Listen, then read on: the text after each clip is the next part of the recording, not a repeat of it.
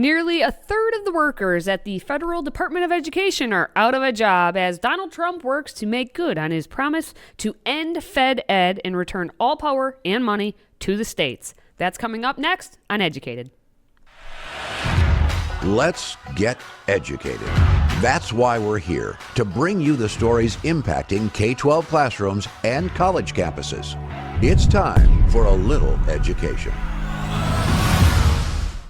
Why, hello, everyone. I am Katie Petrick, joined by David Fiorazo. Hello. Hello. We are treating today as if it's Maroon Monday, even though it's apparently St. Patrick's Day. So happy St. Patty's to all out there. Whoopsie daisies, the Italian and the German forgot. Wait a minute. I apologize. Okay, yeah, I had to check my socks. That didn't work either. That didn't work either. All right. Well, did it work as to what happened today on Worldview Matters? Ooh. Yes? Pastor Brandon Holthaus of Rock Harbor Church in California. We talked about the reason that support for Israel is declining among Americans, and a lot of it, you might have guessed it, has to do with propaganda and lies. That's right. And the leftist-controlled media. So it's worldviewmatters.tv. But since you mentioned that the Education Department is already terminated some workers and Trump administration has taken the first step toward shutdown, I don't know. I want to also direct people to our Worldview Matters podcast number 300. Last week. 300. Since this is the topic we're talking about today, Alex Newman and I talked about removing Christian kids. Well, the Trump administration, really, it looks like they're going to work on restructuring rather than dismantling. But I know the word dismantled is used a lot. So that's with Alex Newman last week on worldviewmatters.tv. So Katie, we've talked a little bit about that. I asked you once, I think a couple weeks ago, whether this was a realistic thing, that they can make progress, send education back to the states. Aren't the states already kind of calling the shots locally? Well, they're supposed to be, but I feel like is what we see is if the federal government says something, all the states just don't jump on board because they're afraid of that like 9 to 10% of funding that comes from the federal level. And so instead of being like, wait a minute, we're the adults in the room, we know our students best, they give it up to the federal government. And that Department of Ed, there aren't so many adults around there anymore that you can even give it up to. So that's a good thing. The Department of Ed has terminated more than around 1,300 workers as the Trump administration is taking what they're calling a first step towards the shutdown.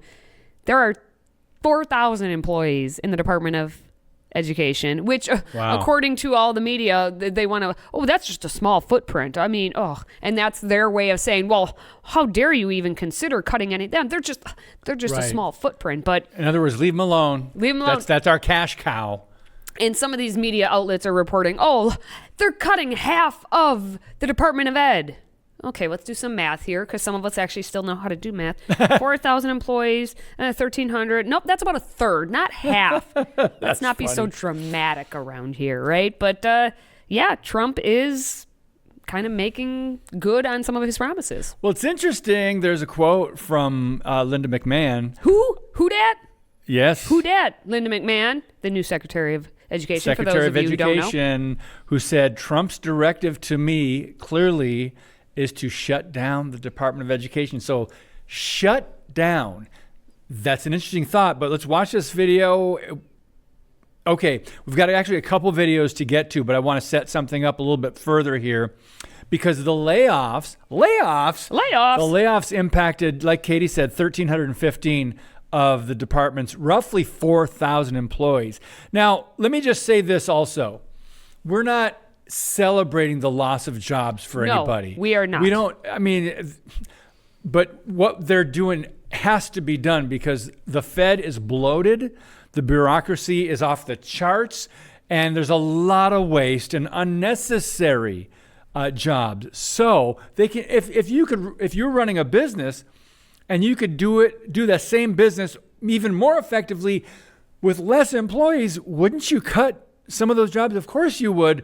But people at the left, Democrats, media, which is one and the same, has a problem when it's the Trump administration doing something or a Republican president doing something. Yeah, we haven't seen cutting at the federal level in any meaningful way in how many decades. It's like every president who comes into office just spends more and just spends more. You can see a distinct, like our national debt. It was bad to begin with, but I'm going to say it, and it's not a political statement. It's true. As soon as Obama got into office, our debt skyrocketed, and it continued under Trump #1, and it continued under Biden. It's the presidents who come in, they don't cut spending until all of a sudden Trump's second time around is like, wait a minute, this is insane how much money that we are, like the American people are dishing out to us, and what are we doing with it? What have we gotten from it? And so he's actually trimming the fat, if you will. And so these people are going to go on and get different jobs. But let's take a look and actually see what is happening at the Department of Ed. Sweeping terminations. More than 1,300 career employees hit with this email describing difficult news that their organizational unit is being abolished. The 45-year-old federal agency workforce is effectively cut in half. Today, the president defended the job cuts. I feel very badly, but many of them don't work at all. Many of them never showed up to work. The president would need Congress to shutter the agency. We're going to move education into the states instead of bureaucrats working in Washington. However, education officials say 6 regional offices were closed, firing all employees. But others welcome the president's education overhaul. Well, I'm actually very optimistic about the change. Megan Degenfelder, Wyoming Superintendent of Public Instruction, says this reduces red tape. This is going to provide a lot more flexibility, streamlining those funds to the states and putting us back in charge of our kids. What? Back in charge as if it implying that we weren't in charge because we weren't in charge of our kids. Again, let's be thankful that we have an administration that's taking action on something that's needed to be done for many decades, and we're trying to cut the bureaucracy that Lyndon Johnson blew up in the 60s, and it just got worse since then. But I'm just going to go to, like, Christopher Rufo has a good article on this. It's about really how to cut or not dismantle the Department of Education. And these are just words, right? Whether it's dismantle, shut down. What's another word they use? They shut down, dismantle, restructure. Ooh. So whether it's restructuring by sending things to other agencies, and then you still have the government. So no matter how they're doing it, if they're cutting some of the red tape, the bureaucracy, cutting some of the jobs that are maybe not as necessary, right? Redundant. These are redundant. Good. Yeah, redundant is a good word. I read that a lot when you talk about some of these federal jobs. Mm-hmm. Redundant. A lot of them are like, okay, why are you doing that when so-and-so is doing that? What are you actually doing on a day-to-day basis? Are you sitting on TikTok and Instagram and all these Facebook-type social media sites just arguing with people in the comments? Is that how you spend your day on Reddit? Yeah. What do you do here? What do you at the Department of Please, Education? Tell us more. So these are good things. We're going to get back to a couple other quotes from. Well, let me just share this one. Remember on the campaign trail? Let me just go back. Trump vowed to shutter or decrease the federal Department of Education, give parents the option of school choice. What happened after that? He was campaigning on this and the southern border and other things, but the people voted, right? Yep. So the left and the media, which again, one and the same, they're coming against this, and the Democrats, and wait a minute, that was a pretty red wave last November. So remember, we're hearing all this blowback from only the media outlets and the left and the Democrats, and most of America says, thank you for doing something. So let's watch another video, and we'll come back and talk about it. Now, is this the first step on the road to a total shutdown? Yes, actually it is, because that was the president's mandate, this directive to me, clearly is to shut down the Department of Education, which we know we'll have to work with Congress, to get that accomplished. But what we did today was to take the first step of eliminating what I think is bureaucratic bloat. And that's not to say that a lot of the folks, it's a humanitarian thing too. A lot of the folks that are there, they're out of a job. But we wanted to make sure that we kept all of the right people and the good people to make sure that the outward-facing programs, the grants, the appropriations that come from Congress, all of that are being met. And none of that's going to fall through the cracks. Randy Weingarten, you're shocked. I know you two are catching dinner in about 20 minutes, but she actually commented about what's going on here. Watch. Think about a country whose president basically says, I'm getting rid of education. What does that say about the future? So many people are so mad about it because they're just taking opportunity away from kids that don't have it. So kids of billionaires, they have it. Let's stay on the facts. Sorry. No, I'm do really not apologize. angry about this. No, because this I'm is what really people angry. need to... Well, clearly we're not taking away education. The president never said that. He's taken the bureaucracy out of education so that more money flows to the states. Better education is closest to the kids, with parents, with local superintendents, with local school boards. I think we'll see our scores go up with our students when we can educate them with parental input as well. Competency and coherence. And then we have Randy Weingarten. Kids of billionaires are going to be benefiting. Oh, my God. How much money do you make, Randy? What? Over $500,000? How many kids do you have? None? Oh, okay. Well, that's why one of the reasons she's so upset. It is the cash cow. Planned Parenthood and the public education system in America, those are two of the major cash cows of the left. Understand that. If you say cash cow one more time. Cash cow. I can't not. Wait a minute. Are you making fun of Randy Weingarten? Who? Randy? So, it's another week. And so that means it's another opportunity for our best foe to make an arse of herself. That's a good Irish term, isn't it? Here on St. Paddy's Day. She admitted the quiet part out loud again. Randy, why do you keep doing this? Fears that the education department closure will boost school choice funds. Oh no. You mean if the federal government isn't directing exactly what should happen, meaning the American Federation of Teachers, of which you are the leader of, isn't directing exactly what's happening in our schools, and maybe our children will be able to go to a school that they can get an education at? Wait. They could choose? Parents could choose? I thought we were all about choice. Who's we? All right. So Randy Weingarten, president of the American Federation of Teachers, as you know, she was on a podcast called Fast Politics. And it's because the host, Molly Jong Fast, get it? Last name's Fast Politics. So Randy decided to say things that we all know, but she finally just said it. We're fighting to protect our kids and protect that funding and not let Donald Trump or Elon Musk glom it off for tax cuts for billionaires or for block grants for vouchers. But what happens is the Department of Education is the one who metes out the money. The Congress appropriates it, but the department metes it out. So what these guys want to do is they want to say either take that money away and give it to tax cuts for the wealthy. So take it from the poor and give it to the rich. Right. Or equally pernicious, they're saying, oh, don't worry, let's block grant it. So we'll give it to a state education department. Right. So, and then let the state education department decide what to do. So we know, for example, what Texas would do. Right. They'll use it for vouchers. So they won't give it to the kids who have it now. They'll just give it for vouchers. Catholic schools, religious schools. And frankly, what we're seeing in all the programs that are now extant in terms of vouchers, they don't work for kids. They basically go right now. It becomes a tax credit for people who already are sending their kids to private schools. So it's income redistribution. So that's what they're trying to do. It's essentially income redistribution. Take from the poor, give to people who don't need it.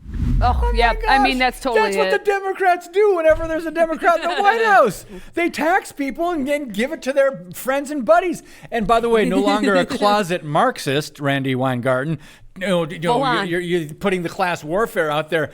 I think twice she used the word billionaires, tax cuts for billionaires. Oh my goodness, this is going to be a horrible thing for you, maybe, but not for the country. Well, we have to remember that. Again, what does she care? She doesn't have any kids, so she won't care about but having that's to her pay gravy train. And that's her ideology. This is this. What kind of a podcast is this? What makes you want to, if you're a Christian, what do you do? If you're a Christian, you know the idea of fasting, giving up something. What makes you want to fast that kind of podcast? That's for sure. And why are we attacking the Catholics only? What she specifically talked about the Catholics in Texas. Whoa, lady. Come at me. So that was Molly Jong-Fast again, and that podcast was ridiculous. But apparently that is exactly what her podcast is all about. Hating Trump, Marxist something or something. It was ridiculous. Keep doing it, Gavin Newsom. Keep doing it, Molly Jong-Fast and Randy Weingarten. Keep doing it, Michelle Obama. Keep doing all your lefty, podcasts, because you are horrible at podcasting. It's great. It's like a circus. It's actually a train wreck. Choo choo. Watching a train wreck. So just keep doing it, please. Hey. And keep, pontificating. Pontificating and the Marxist rhetoric and everything else, because you're going to lose more of your voters. Well, as they say, you do you, boo. All right. Well, we've got a lot more to say here on Educated, so stick around. Catch Freedom Project's lineup of shows daily at noon Central. Starting on Monday, we have Educated. On Tuesday, we have the Dr. Duke Show with Vicki McKenna. Wednesday continues with another episode of the Dr. Duke Show with Dr. Jake Jacobs. Thursday, we have One Nation. And Friday, we wrap up the week with another episode of Educated. Catch Freedom Project's lineup of shows daily at noon Central.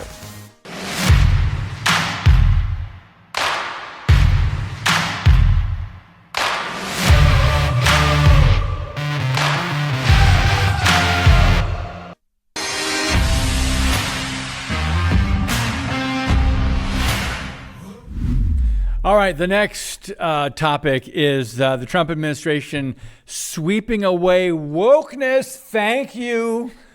Sweeping woke terms from government, such as Latinx, pregnant persons. Jeez.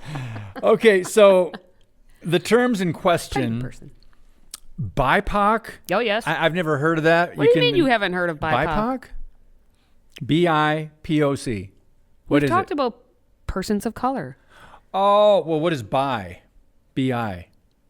So POC, persons of color. Persons of color, yeah. So, okay. I always forget. Gender diversity, non-binary. But, Katie, pregnant persons, that's lining up with our radical Democrat Governor Tony Evers. Black Indigenous people of color. There you go. Oh, Black Indigenous. I think I put it out of my brain because there were so many terms that they were putting out there. Indigenous. I'm trying to figure that out. Something's wrong with that. I think there's a lot of wrong. One too many. I don't know. There's a lot wrong with all of it.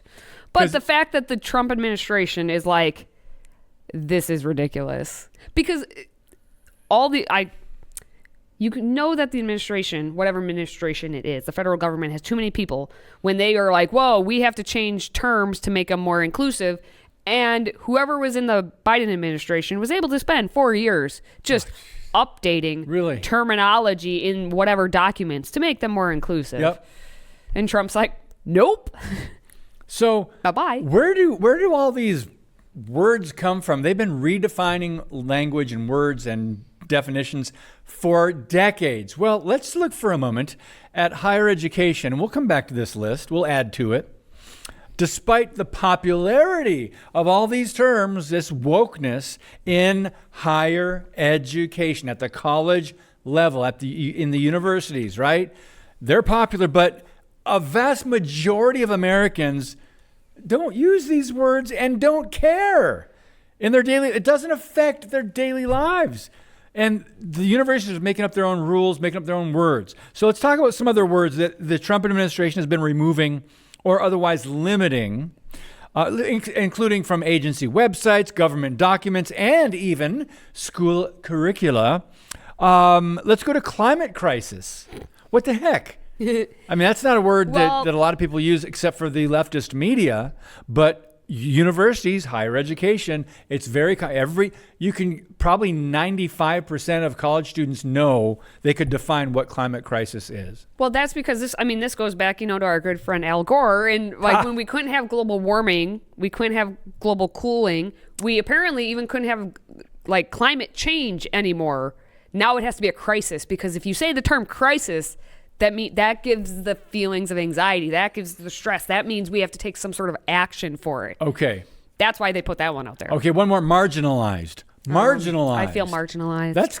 I think it's like a Marxist, or it's an LGBT. It's victimization. That's what it's that all does. about victimization. All right, unconscious bias, and then others. So they also mentioned cutting out some of the lingo that came up during the COVID-19 pandemic. That was interesting. And also the State Department, their Office of Global Change, removed this passage, quote, "The climate crisis knows no boundaries, and both the challenge and its solutions range from local to global in scale." So just wipe out the whole sentence. So again, despite the popularity of these terms and these woke, nonsensical ideas that don't affect Americans in everyday lives, higher education loves it. The average person goes, yeah, get rid of it. Thank you. Get it out of here. Get out of here. All right. Well, it is St. Patty's Day, despite what we're wearing. We forgot our green, but we thought we would do a little bit of acknowledgement of St. Patty's Day and test your knowledge and our knowledge of the Blarney Stone and other Irish things in a new trivia challenge. So we'll be back in a minute. In 2024, we find ourselves at a pivotal moment where the call for unity, freedom, and a better future echoes louder than ever. Introducing Patriot Mobile, the wireless carrier that stands with you. We are committed to supporting the values that make our nation great. With affordable plans and reliable nationwide coverage, Patriot Mobile is not just a wireless service. It's a call to action for those who believe in the American dream. Get free activation now with promo code EDUCATED.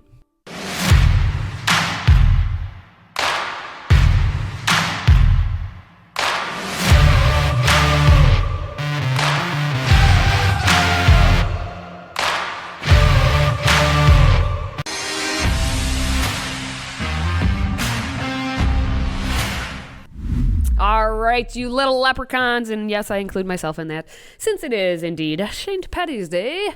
Our producer, Michael, thought he might test our knowledge of the second largest European island, known as Ireland. Did you know that? Yes. I didn't know that. So we're going to attempt to answer each question one at a time using our trusted whiteboards. Ooh, David. Yes. How much do you know about Ireland and the Irish culture? Not as much as I'd like. Well, in that acknowledgement, I guess we're going to take a look, see what we have. I know a pastor from there, Gary McKibben. He's got a church, Victory Church in Belfast. Well, there we go. I interview him sometimes. Let's take a little look-see here. What else? The first ever St. Patrick's Day Parade in 1762 didn't take place in Ireland, as you might have thought. Where, in fact, did it take place? Not in Ireland. If it's not in Ireland, I'm going to go in the neighbor. What do you got? I was going to say Scotland, but I decided to go London. Well, I said in just England. Florida! St. Augustine, Florida, no way. Florida. That's insane. St. Augustine, Florida. All right, we're bad. Next. What was St. Patrick's Day originally meant to celebrate? Oh. St. Patrick's Day. St. Patrick's Day originally meant to celebrate. I'm going to go with... I was going to write this down, but evangelism. St. Patrick. Christianity. It was St. a day Patrick. honoring St. Patrick for introducing Christianity. So we were kind of, it's St. Patrick. In part, both of us were right.